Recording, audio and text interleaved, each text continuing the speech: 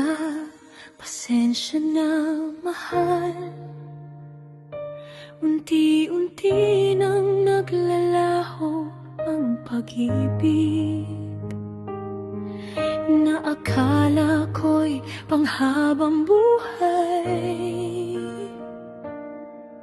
Patawarin mo sana ako kung hindi ko na matutupad ang mga pangakong sabay nating pinanghawakan. Hindi ko sinasadyang maramdaman ito,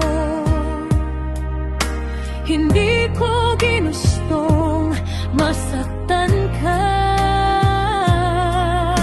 Hindi ko rin inakalang sa isa na namang kwento ng pagkabigo ako pa ang magiging dahilan.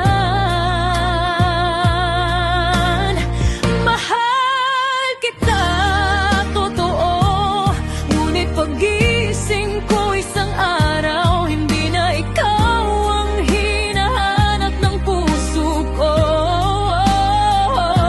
Wala akong iba, wala akong ibang minamahal, ngunit hindi na rin kita kayang mahalin gaya ng dati.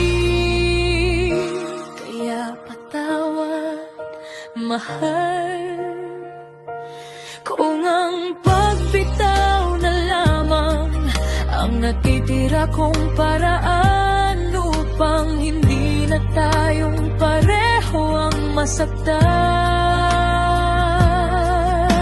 Pinilit kong ibalik ang